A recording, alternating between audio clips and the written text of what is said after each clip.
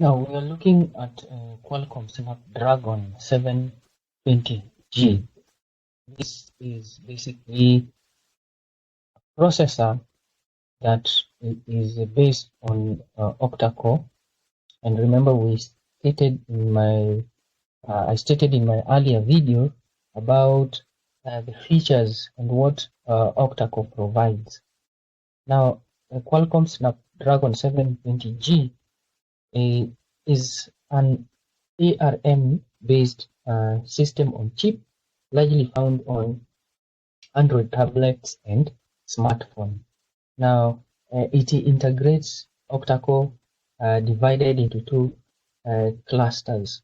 Now, it is one of those well-performing processor. So a fast performance cluster contains two ARM Cortex A76 cores,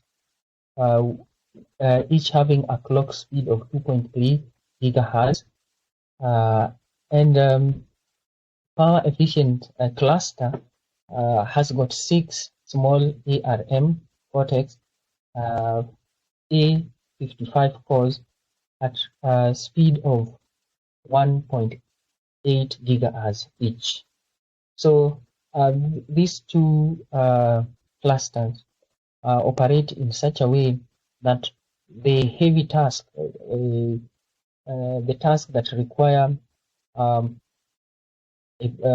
much processing, high speed, and much power are always channeled to the powerful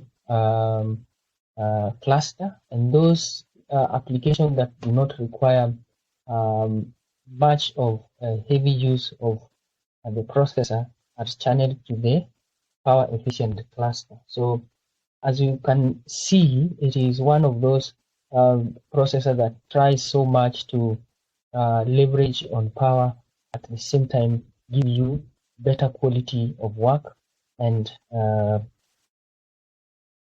output. So depending on the workload, only single cluster or all cores can run at different clock speed.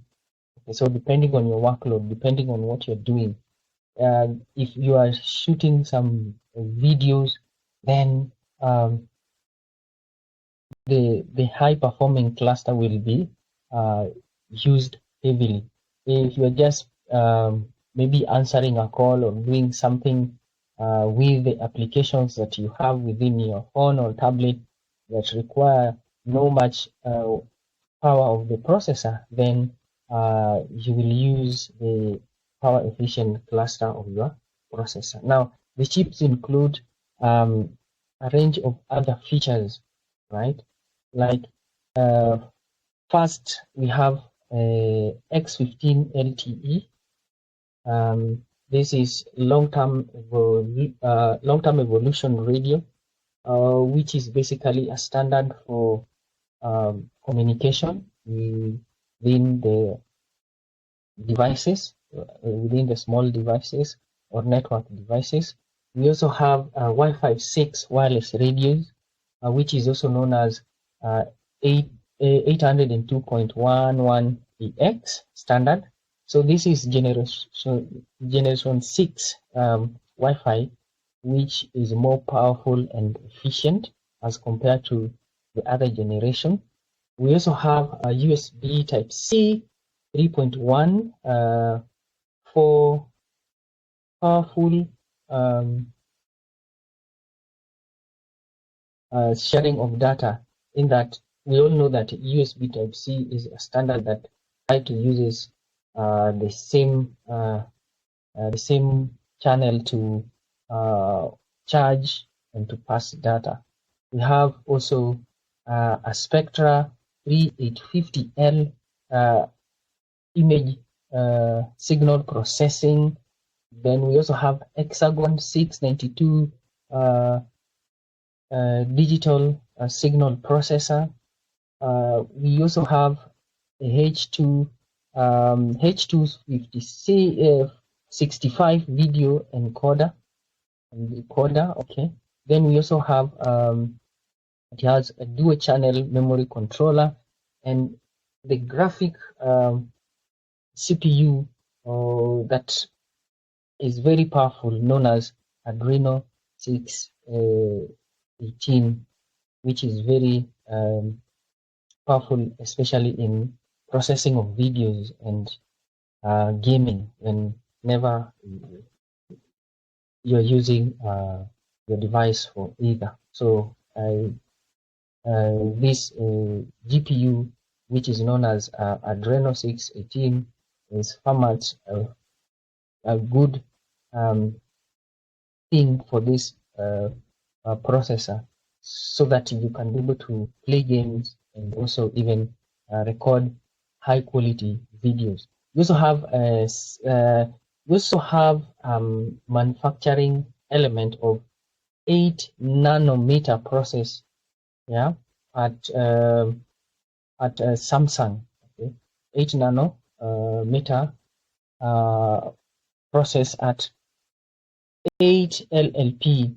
So we all know that this basically this technology of 8 nanometer process brings about the whole idea of small chips being put in a small space, and also it brings about the element of low power consumption that is very instrumental when it comes to running heavy programs, meaning that even if you are running heavy programs, your power will not fizzle away very fast, or will not get used up very fast.